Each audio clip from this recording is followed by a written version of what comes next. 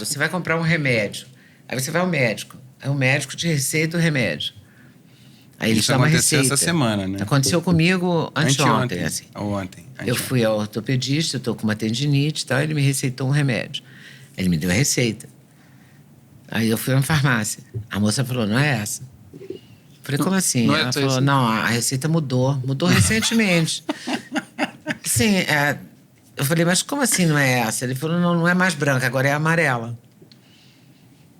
Eu nunca vi uma receita amarela. Aí falei com o médico, ele falou, meu Deus, que maluquice, mas por que é isso? Aí falei com o meu clínico, que nem é o ortopedista, nem conhece o ortopedista.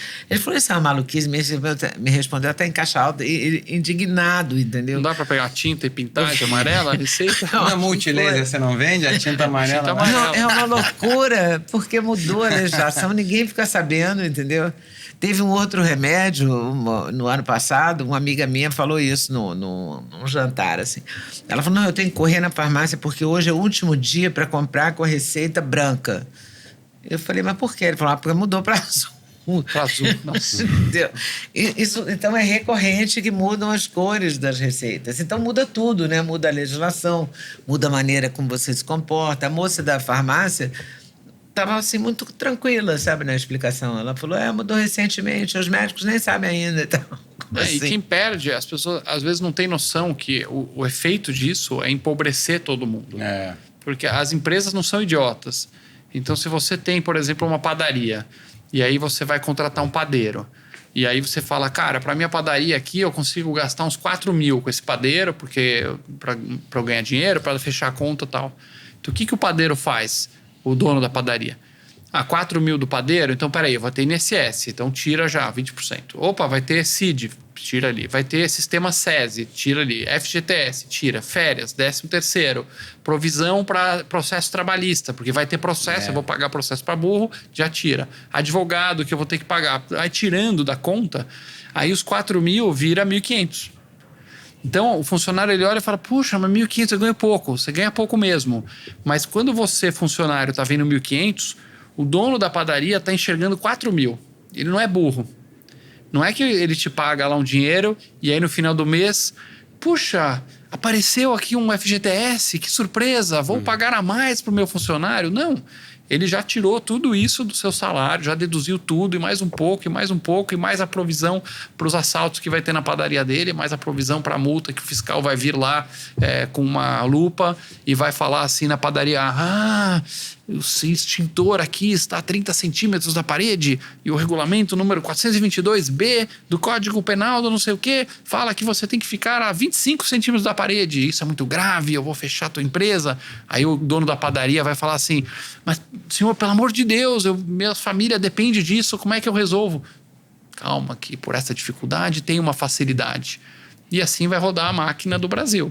Aí vai acabar na real, o cara vai dar uma graninha e vai acabar resolvendo. É muito triste, né? Então esse mecanismo todo, esse monte de cocô mental, aí se eu repetir a palavra, do jeito de pensar governo, de infernizar as empresas, vai empobrecendo todo mundo, especialmente quem trabalha. Mas como é que você está sentindo aqui? A internet trouxe muito mais luz a esse tipo de problema e essa forma descentralizada das pessoas compartilharem as coisas, eu acho que ficou muito mais normal, assim. Tanto que a gente estava falando aqui que essa cabeça de comércio no Brasil era meio tido como uma coisa feia, como um tipo de exploração. Hoje em dia, pelo contrário, a gente está criando uma série que chama Empreendedores do Brasil, que aliás tem 11 episódios já publicados, vamos publicar toda segunda-feira às 18 horas, justamente para falar sobre empreendedorismo, receber convidados que resolveram vários problemas de forma criativa. Que estão ousando empreender. Então, como é que você está sentindo essa mudança? Qual é o lado bom e o lado ruim dessa nova forma de o lado é mais bom, eu acho, Lula, porque a internet está divulgando muitas ideias de liberdade. Antes você tinha um paradigma de que tudo que chegava para o público era através dos portais do autorizado. Ali. Os jornalistas, os intelectuais, a elite intelectual autorizada, que ela tendia a ser bastante de esquerda, ela tinha os portões e as chaves da cultura brasileira. E a internet, ela rompeu isso. A mídia tradicional está em grande problema. E essas ideias de liberdade influenciaram, claro, aqui na Argentina, a gente vê o Milei. Quem diria que a Argentina, um dos países mais socialistas, um dos países mais fechados, mais estatistas, iria eleger um libertário. Um cara que quer literalmente demolir o Estado argentino e libertar as pessoas para produzir. Trump nos Estados Unidos também, no Canadá também você vê o Trudeau perdendo espaço, na Alemanha. Então, tem uma onda de liberdade. Isso é uma ameaça existencial para os estatistas, para a extrema esquerda. Por isso que eles estão tão desesperados em censurar as redes sociais, em controlar essa narrativa. Né? Então, você acha que tem volta? Importante. Porque eu acho que não tem volta. Eles podem controlar, fazer leis para impedir a liberdade, mas a liberdade vai ser que nem infiltração. A água vai achar um caminho. Cara, porque hoje a população tem meios de resolver problemas que simplesmente não porque tem informação como. É uma moeda, tá todo mundo mais informado. No dia que saiu aquela história do Pix, eu fiz a conta da minha diarista. Aí falei, ela vai pagar imposto de renda. Ela trabalha para mim, trabalha para o Duda e trabalha para outra família. Aí eu fiz a conta. Quando eu fui falar com ela, que esse negócio era complicado, porque ela ia pagar imposto, ela falou, meu filho falou isso ontem para mim. O filho dela tem 13 anos. E ele contou para ela, mãe, você vai pagar imposto. Porque eu fiz a conta aqui, não sei o quê, entendeu? Um garoto comum, filho da diarista. Não é um menino que está em Harvard, entendeu? Ele entendeu. Então, as pessoas estão munidos da informação e da possibilidade de se informar e de perceber. As pessoas hoje elas percebem estão, mas as coisas. Na história a gente vê que muitas vezes a liberdade ela retrocede. Então ela é uma luta constante. Não pode desanimar, não pode refrescar. Porque eles vão armar outro, né? Vai ter outra lei que vai colocar isso em jogo. De certa forma, assim, simplificando bastante, claro, porque não é só isso, mas o Brasil tem um público, né? Existe um cidadão comum, existe o produtor, o cara que trabalha, o cara que acorda todo dia e vai, ou porque ele é médico, ou porque ele é professor, ou empreendedor, ou trabalha numa sapataria. Todo mundo que produz está sujeito ao Estado e às castas, que são as pessoas que montaram no Estado para ter uma boa vida. E a liberdade ela é uma ameaça para esse pessoal. Então, vai ter um movimento muito grande de políticos, de altos funcionários públicos para sufocar a liberdade na rede social. Eles podem fazer isso, eles têm o poder do Estado na mão. O Estado é o poder da violência legítima de um país. Né? Eles têm a Receita Federal, tem a polícia, tem o exército, tem todas as armas, fisicamente estão lá.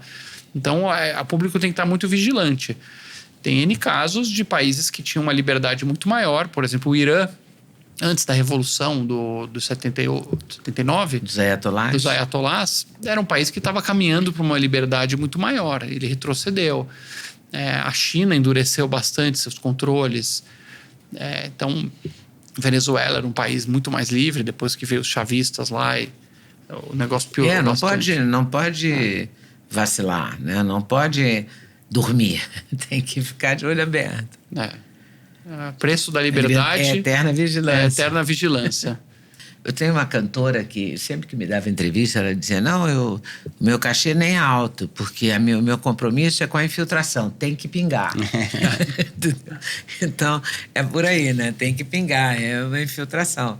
A gente tem que continuar empreendendo, continuar lutando por patrocínio, continuar fazendo entrevista e continuar indo à luta. E você foi à luta no Museu da Imaginação, por exemplo, né? Isso foi um outro negócio seu? De onde surgiu essa ideia e como é que você foi implementando isso? Então, essa conversa, na verdade, surgiu do Renato. Ele ao longo de muitos anos, ele sempre gostou muito de ciências e levar filhos e visitar museus de ciências, museus infantis. E aí ele sempre falava, cara, um dia, quando a gente aposentar, a gente vai montar um grande museu de ciências.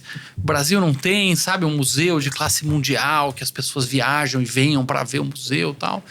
E a gente foi guardando isso na cabeça e tal, mas aí volta o tema das portas, que acho que isso é um exemplo de vida bem, bem interessante. E aí essa história morreu e eu comecei com meus filhos a montar Lego. Eu gostava de Lego de criança, acho que todo mundo conhece o brinquedo, Lego. Eu vi você comentando que você Tudo tinha esse amava hábito de Lego. montar. Você Eu não gostava de entendi. Lego? Eu adorava, eu adoro até hoje. Quem não gosta de Lego? Eu até Não. E aí eu comecei a montar Lego para meus filhos, depois eu comecei a dar desculpa que eu comprava Lego que era para eles, mas era para mim, na verdade. E aí a minha casa começou a encher de Lego e não tinha mais onde colocar meus Legos. Então, aí eu falei pro Renato, cara, tô com um problema que eu não tenho onde pôr meus Legos em casa. Aí ele, caramba, rapaz, você sabe que eu vou às vezes num pequeno museu na Lapa, aqui no bairro de São Paulo, e eles têm várias exposições e tal, talvez eles queiram expor os seus Legos. E aí a gente marcou um almoço com a dona do museu, era um museu de 1.500 metros mais ou menos de exposição. Imagina a cara dela ouvindo isso, né? Tava Dois lá. malucos lá, empresários, tal, ó, eu tô com os Legos, tal, você quer expor no seu museu? Aí ela falou, cara, eu não quero os seus Legos, mas eu quero vender o museu.